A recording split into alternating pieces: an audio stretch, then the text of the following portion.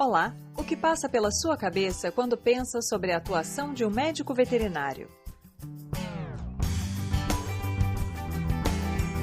Sabia que esse profissional vai além da saúde animal? Venha com a gente e se surpreenda com esse universo. Sou Thaís Rocha e esse é o Papo de Veterinária.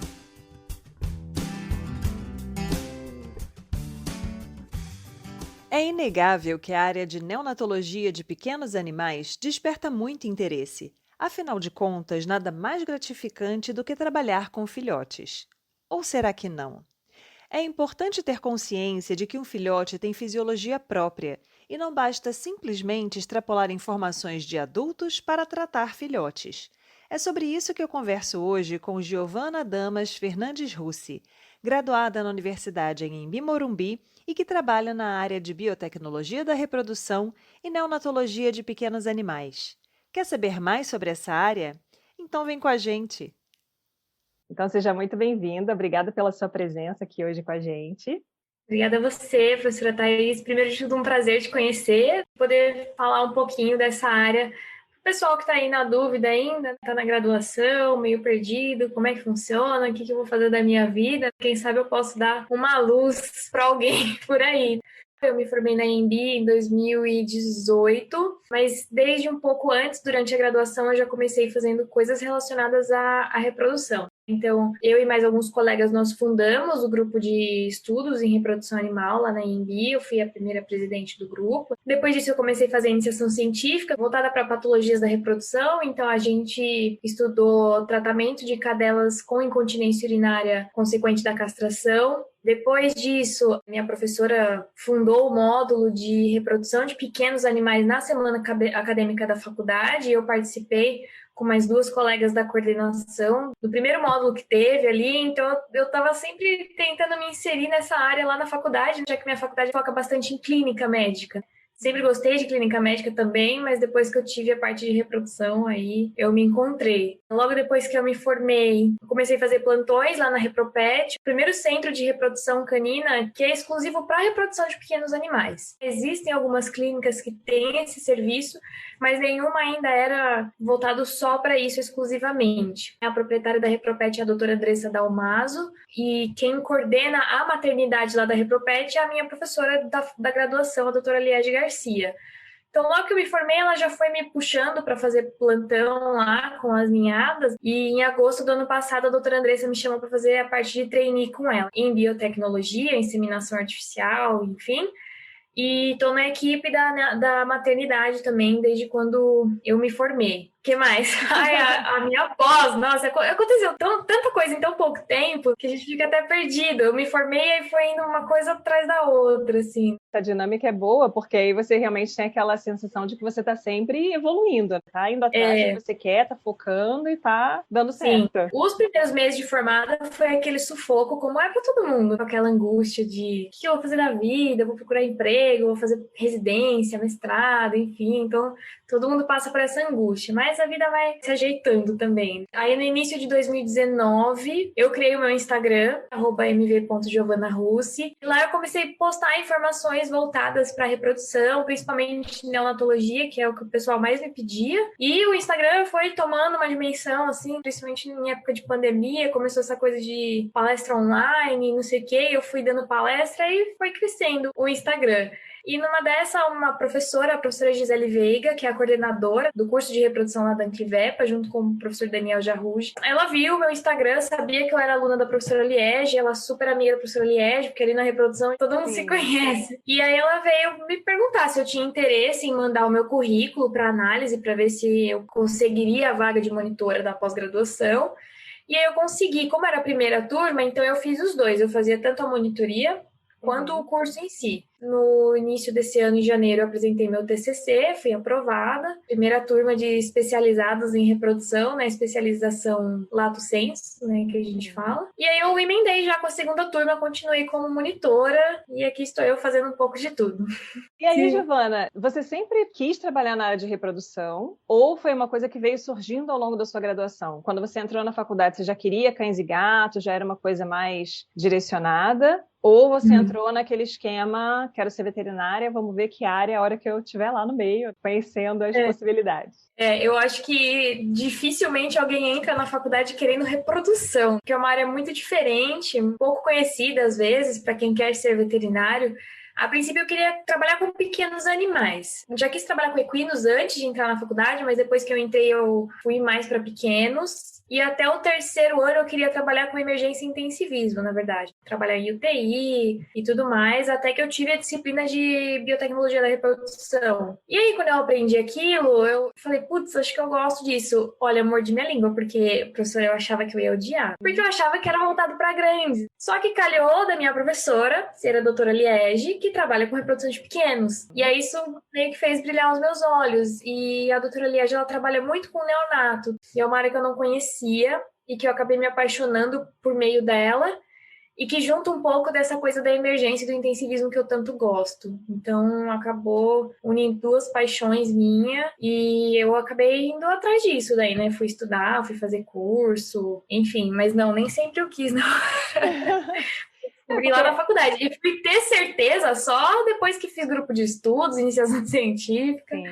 Mas essas experiências, elas são importantes exatamente para sedimentar, porque a gente tem uma convicção de uma certa forma. Não, gosto muito disso, gosto muito pouco daquilo, ou não gosto nada daquilo. E no final das contas, essas convicções que a gente tem, elas são um pouco furadas, porque muitas vezes elas se baseiam em achismo. E é só depois que você passa pela disciplina, que você tem experiência, que você se insere mais naquele meio, é que você tem realmente uma ideia de como é o funcionamento e se aquilo se adequa ou não ao seu perfil. Porque o trabalho com o neonato de pequenos animais, ele é bem complicado. São animais muito pequenos, tudo no animal muito pequeno é muito crítico. Com o equino já pena um pouquinho, que tem uma super veia, que tem vários acessos. Imagina, filhote de pequenos acaba sendo bem mais restrito. A gente já tem as questões farmacológicas ligadas aos neonatos, fora o peso, o tamanho. Então, acaba sendo um trabalho bem delicado. Esse tipo de abordagem do intensivismo não é uma coisa que cai bem para todo mundo. Eu falo que a gente tem que ir com a mente aberta. Sim. Porque eu tinha essa convicção que você comentou de, nossa, deve ser super chato, enfim, não é pra mim, quero pequenos. E olha onde eu tô hoje. Façam as coisas com a mente aberta. Vai para aquela disciplina, vai fazer um estágio com a mente aberta para falar, deixa eu testar. Mas isso que você falou é verdade. É um desafio, porque já atendi pacientes de 60 gramas. Como é que você calcula uma dose de qualquer coisa para um paciente que tem 60 gramas? Quantas vezes eu posso tirar sangue da jugular antes de eu perder esse acesso? Mas é um desafio que eu gosto. Sim, trabalhar com neonato é muito apaixonante. Eu acho que tem um apelo para o ser humano de forma geral, o filhote. A gente tem muito aquela coisa de, fofinho, bonitinho. E aí, quando você consegue salvar e o animal fica bem, maravilhoso, assim. Eu trabalhei com neonatos, mas de bovinos, né? Uma dimensão um pouco diferente. Só alguns quilinhos a mais. Nasce com 40 quilos apenas, assim, então. Mas é bem bacana o trabalho com neonatos, assim. E para mim é bem perceptível que a neonatologia em pequenos animais, ela vem despontando como uma especialidade, como uma área importante, assim como outras áreas que a gente vem também discutindo no canal, que estão aparecendo cada vez mais, porque na veterinária tem se criado já há alguns anos essa tendência da especialidade. E aí, nesse sentido, de maneira geral, a gente considera que o conhecimento base, por exemplo, a clínica geral, ela é muito importante para a pessoa que quer seguir uma especialidade. E aí, você chegou a pensar em fazer um programa de residência ou não? Assim, como é que foi essa sua escolha de final de curso? Porque é um momento em que os alunos normalmente têm muita dúvida. Aquela coisa assim, estou com a corda no pescoço, estou formando, para que lado que eu corro? Olha, tudo que eu achei que eu faria na faculdade, depois eu não fiz e vice-versa. Eu achei que eu não iria trabalhar com reprodução, fui trabalhar com reprodução. E eu tinha muito na minha cabeça que eu não iria para o mercado de trabalho sem fazer a residência. Acabei não prestando a residência. Já me formei em 2018, 2021 já não é uma possibilidade, porque a gente tem um limite aí de 2 anos na grande maioria das universidades ainda para poder prestar a residência. E no começo eu pensava, será que eu me arrependo? Será que eu devia ter feito? Mas, ao mesmo tempo, se eu tivesse entrado para uma residência, eu teria perdido a minha oportunidade, por exemplo, da monitoria e da pós-graduação. Então, eu fiquei muito na dúvida. Tenho amigos que fizeram, amigos que não fizeram, foram direto para o mercado de trabalho, em clínica médica mesmo, e Eu acho que a gente tem que ir atrás daquilo que a gente quer. Eu sempre falo para as pessoas que me perguntam, ai, Gito, no final não sei o que eu faço. Se a gente vai atrás daquilo que a gente quer, a vida vai encaminhando também. Às vezes não dá certo em algo para poder dar certo em outro. E isso foi uma prova muito grande para mim depois que eu me formei, porque eu estava muito arrependida de não prestar residência e veio a oportunidade da pós-graduação. Eu falei, putz, se eu tivesse na residência eu não teria essa oportunidade. E estou muito feliz e realizada com o que eu fiz. Sim, acho que aí tem vários aspectos importantes, assim, a gente, em vários papos, toda vez que eu converso com pessoas que fizeram residência, eles sempre falam, não, residência é uma etapa importante, mas, com certeza, existem várias oportunidades de uma formação sólida, independente do caminho que a pessoa siga. Uma coisa que eu sempre insisto com os meus alunos é, não deixe de estudar, não deixe de se atualizar, porque o conhecimento, assim, ele vem, predominantemente ele vem da prática, mas só a prática sem a teoria, você acaba virando uma pessoa que não tem muito refinamento técnico. Você, às vezes, é bom em fazer um procedimento, mas não entende o porquê daquilo, então também é uma coisa que fica um pouco... Acaba limitando, né, a gente? Exatamente. Então, é bacana você ter essa trajetória de ter pensado em fazer residência, acabar não fazendo e ter essa oportunidade na pós-graduação, que aí você acabou realmente direcionando e concretizando ali dentro de uma área que você já tinha intenção de seguir. Eu nunca teria a rotina que eu tenho hoje com o neonato se eu tivesse feito a residência, por exemplo. A minha residência ia ser na clínica médica, eu nem pensei em fazer residência em reprodução, não era uma coisa que eu tinha muita vontade. Eu falei, não, se eu for fazer residência, eu vou fazer em clínica médica para ter um embasamento clínico bom, para depois eu me especializar. Mas toda vez que eu tentava alguma coisa para clínica médica, a reprodução me puxava de volta, né? Era até engraçado. Eu falava para minha professora, eu mando o currículo para uma clínica, você me chama para fazer um plantão. Toda vez. Então eu falei, quer saber? Deixa a clínica médica para lá. Lógico, eu ainda estudo bastante, porque as pessoas acham que tá tudo muito separado. Clínica é uma coisa, reprodução é outra. Tá totalmente interligado, obstetrícia, neonatologia, pediatria é pura clínica. Tem as patologias da reprodução também, não é só biotech. Então, a gente tem que ter, sim, um bom embasamento clínico, com certeza. Né? Se chegar uma cadela para mim, ela não emprenha nunca, não entra no cio nunca. A gente faz uma triagem e descobre que um hipotireoidismo, isso acontece. Então, tem que ter esse conhecimento para a gente saber diagnosticar doenças que vão refletir na reprodução também. Eu acho que isso fica um pouco, às vezes, confuso na cabeça do aluno, porque essa segmentação ela é muito teórica e baseada em um modelo de educação que a gente segue. Agora, existem várias universidades que estão integrando mais disciplinas, entre aspas, diferentes, para que o aluno exatamente tenha essa noção de que está tudo interligado.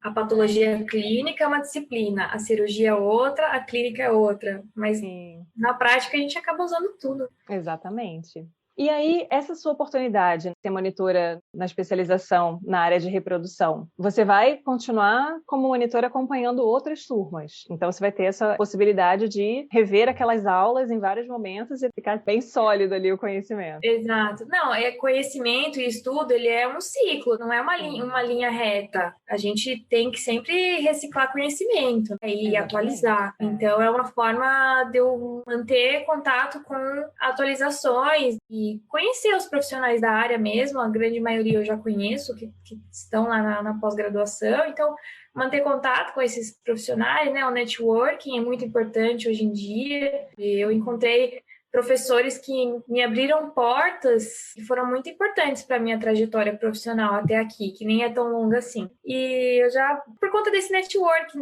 do meu estudo, enfim. Então, me manter na monitoria é uma forma de ajudar os alunos também, que é uma coisa que eu gosto muito, tirar dúvidas, a gente faz plantão de dúvidas, faz revisão de prova, estuda junto, faz análise de caso, que é uma coisa que eu gosto muito. E isso acaba me atualizando bastante. A ideia é continuar até eu conseguir, assim.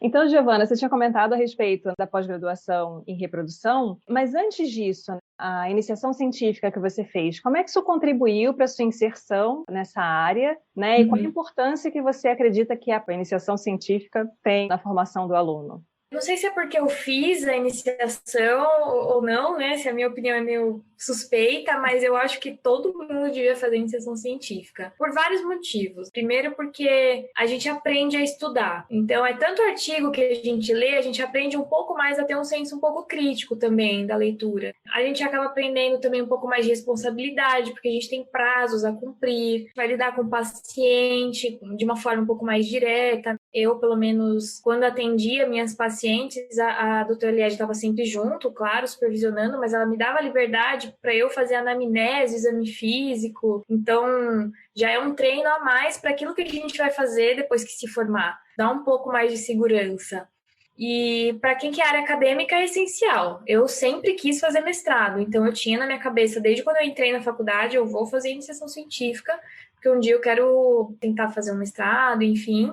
E isso conta muito na análise de currículo, então acaba sendo um pré-requisito para o mestrado. Além de tudo que a gente aprendeu, como eu falei, responsabilidade, a prática mesmo de fazer um atendimento, ter comunicação com os tutores, lidar com prazos e a questão de estudar. A gente acaba estudando muito a fundo aquele assunto. Sim. Eu acho que isso contribuiu bastante para o meu crescimento pessoal e para o profissional, com certeza, para o que eu tinha visando o meu futuro no mestrado. E como é que é um dia de trabalho seu? É uma rotina muito doida, assim. Lá na biotecnologia, com a doutora Andressa, todo dia tem alguma coisa. Só que como a gente trabalha com horário agendado, tem vez que tem coisa só de manhã, ou coisa só à tarde, tem dia que é o dia inteiro, tem dia que não tem. Então, assim, a gente não tem fim de semana nem feriado, porque a cadela não vai falar, eu não vou ovular no Dia das Mães. Não vou ovular no Natal, vou esperar passar. Não, Natal e Ano Novo, ano passado, a gente estava lá fazendo inseminação, porque elas não esperam. Então, nessa parte de biotech, realmente não tem como a gente falar, eu trabalho de segunda a sexta, das 8 às 5, sei lá. A gente trabalha quando precisa. Com neonato e obstetrícia é a mesma coisa. A mãe não vai escolher entrar em trabalho de parto durante a semana, em horas comerciais. A gente brinca que elas curtem parir de madrugada, fim de semana e feriado também. Então, a gente tem que estar sempre ali preparado para estar disponível a qualquer hora que for necessário. Mesma coisa com os neonatos. Na Repropet, a gente que trabalha na maternidade, tem hora que é uma coisa de supetão. Assim, gente, eu tô falando com um tutor aqui, tá com um filhote que não tá bem, acho que vai internar. Quem que pode ir? Vamos se organizar para fazer o plantão, enfim. Então é uma rotina muito doida. Para quem gosta de uma coisa um pouco mais regradinha, não vai se dar muito bem com reprodução. Para quem gosta dessa rotina dinâmica, imprevisível, sempre diferente, que é o que eu gosto bastante, aí não tem erro, vai se identificar. A gente perde umas festas, perde algumas coisas, mas fazendo o que gosta, eu acho que não tem preço.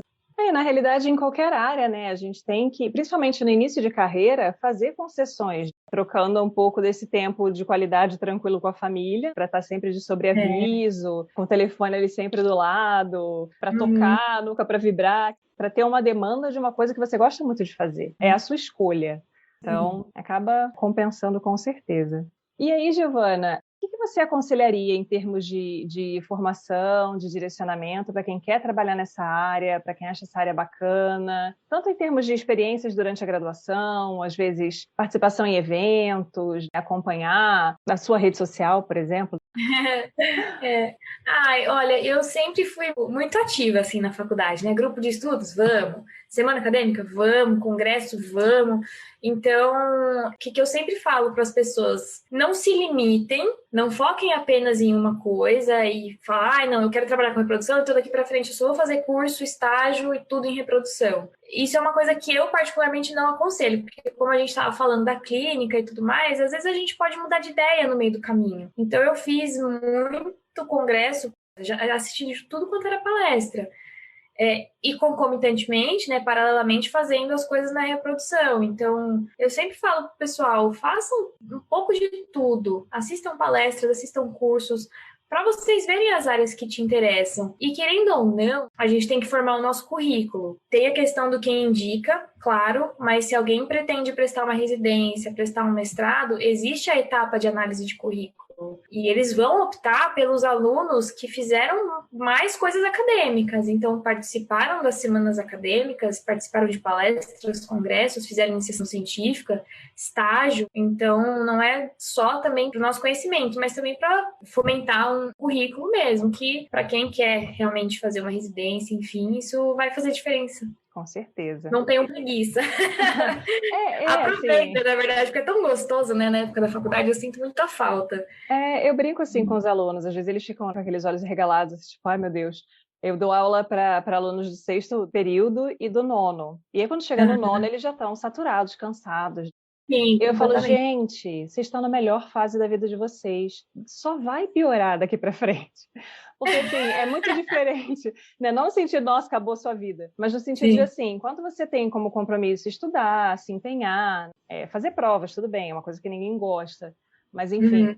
tá naquele ambiente universitário, seu nível de responsabilidade é um. A partir do momento que você pega o seu CRMV, que você tem que procurar um emprego, porque não é o emprego que te procura, é você que procura a No oportunidade. começo, vixe, a gente que tem que dar as caras, Exatamente. Então, assim, você tem que ter tentado, pelo menos, desenvolver o melhor possível várias habilidades sociais, a Uhum. questão do networking, você ser bem relacionado, conhecer pessoas, saber onde estão as oportunidades.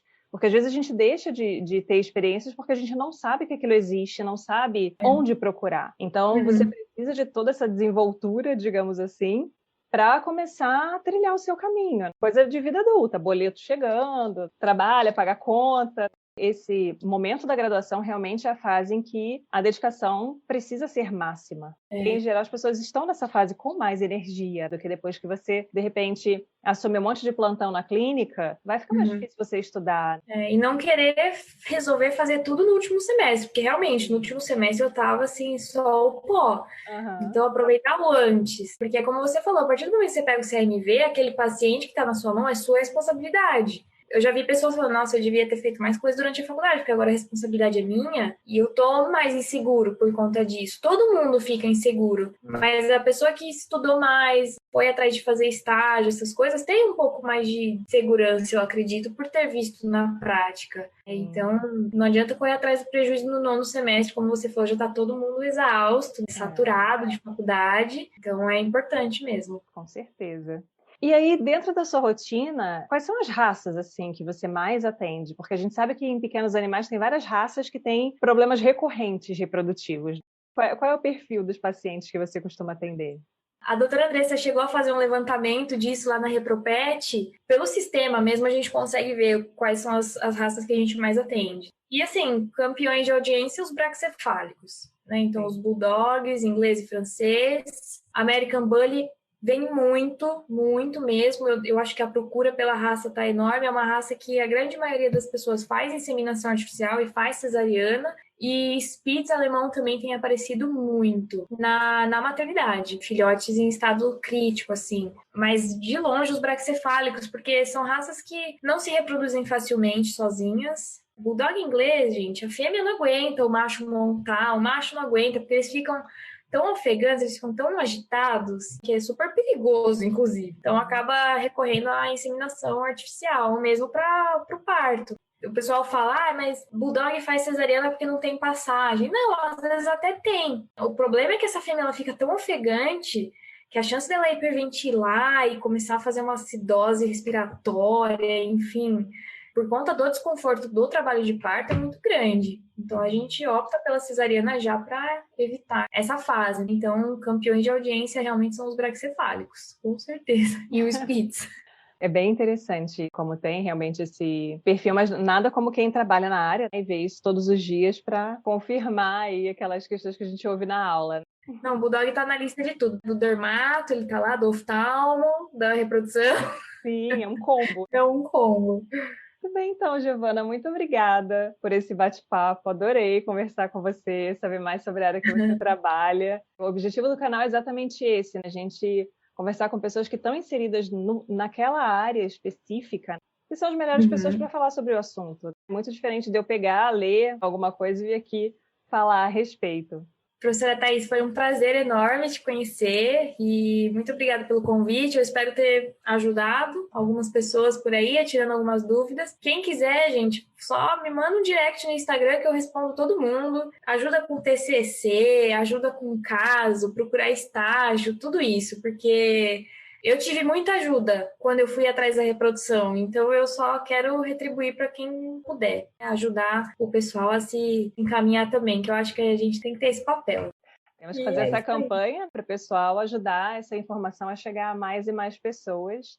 O que a gente quer, no final das contas, é que todo estudante que está no final do curso, que está um pouco ali desamparado, sem saber o que vai ser da vida, tenha exemplos de pessoas que têm uma trajetória bacana para as pessoas entenderem que é possível. Muito obrigada, Giovana. Este foi o Papo de Veterinária. Obrigada por ficar conosco até aqui. E não esqueça de compartilhar com seus colegas que também gostariam de saber mais sobre a profissão. Toda quarta-feira temos vídeos novos no youtube.com/papo de veterinária. E às sextas-feiras teremos episódios novos do podcast. Fica com a gente! Até lá!